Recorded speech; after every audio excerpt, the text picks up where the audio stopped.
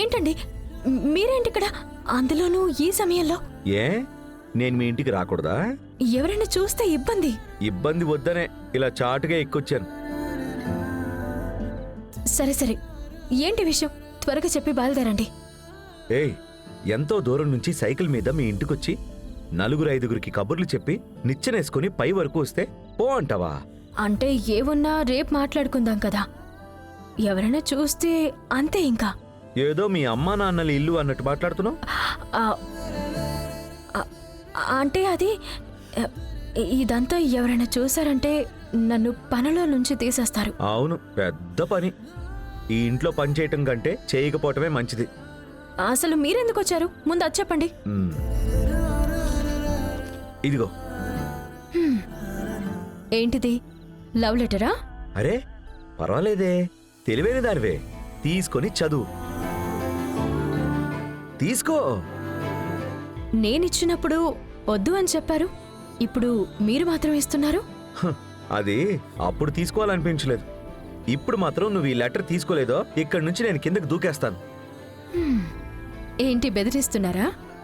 ఈ బెదిరింపులకంతా ఈ కనకవల్లి భయపడదు. బయలుదేరండి. నేనేమైనా సరదాగా చెప్తున్నా అనుకుంటున్నావా? ఇప్పుడు చూడు. అయ్యో, ఏంటి మీరు? ఏమండి, చూసుకోవాలి కదా. చెయ్యెందుకు పట్టుకున్నావు? వదిలేసి ఉండొచ్చు కదా. వదల్లేను. ఎన్ని జన్మలైనా పట్టుకునే ఉంటాను.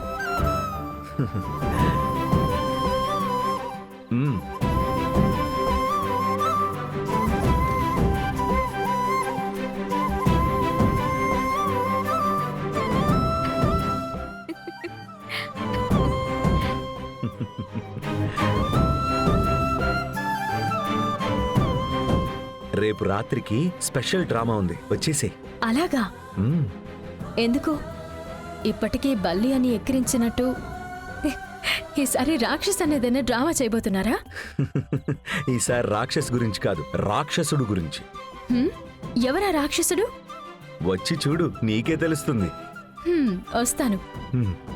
సరే సరే, ఎవరైనా వస్తారేమో, తొందరగా వెళ్ళండి.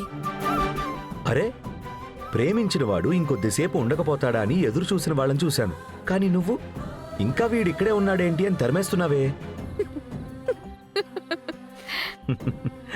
సరే సరే, నీ పనికి ఇబ్బంది రానివ్వను, కంగారు పడుకో. వెళ్ళొస్తాను.